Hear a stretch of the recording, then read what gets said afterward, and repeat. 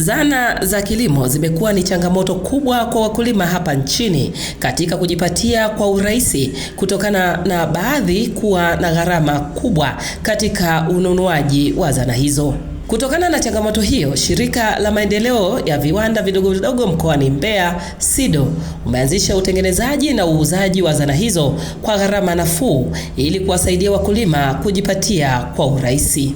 Salma Galasi ni meneja wa SIDO mkoa wa Mbeya, anaelezea namna shirika hilo lilivyojipanga katika kuwasaidia wakulima katika kujikwamua katika sekta hiyo, ikiwemo kujipatia mikopo ya bei nafuu. Hatua tunayochukua kabisa kwanza ni kuhakikisha kwamba tunajitangaza zaidi na tunawafikishia taarifa hizi, na popote walipo tunawakaribisha. Kila mkulima hawezi kuja kuwasilisha ombi la aina ya kitendea kazi anachohitaji na injinia wahandisi watambuli na kumpatia zana husika anayohitaji katika kumrahisishia zoezi zima la kilimo. Lakini tayari kumrahisishia mkulima kuweza kupata zana hizi, si tu kwa kutumia pia fedha zake, lakini pia tuna mikopo kwa ajili ya wakulima inayo itawarahisishia wao kupata aina ya mashine ya agrovoltaic.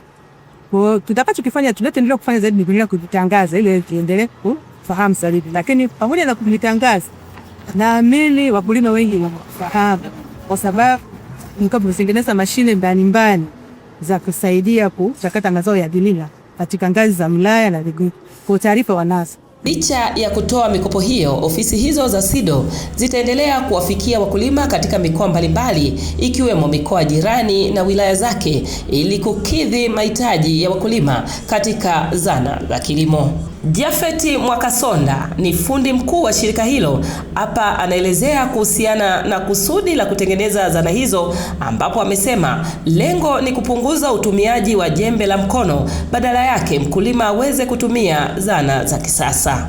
Leo hii tumewaita kwa ajili ya kuonyesha zana mbalimbali za kilimo hapa ambapo tutatengeneza kwa kushirikiana na wadau mbalimbali wa kilimo, ikiwa lengo kubwa ni kupunguza suruba kwa binadamu, ili baada ya kulima kwa jembe la mikono, matuta, kuvuruga kwa jembe la mikono, waweze kutumia zana hizi ambazo kwa mwanzo zilikuwa zinapatikana nchi za nje.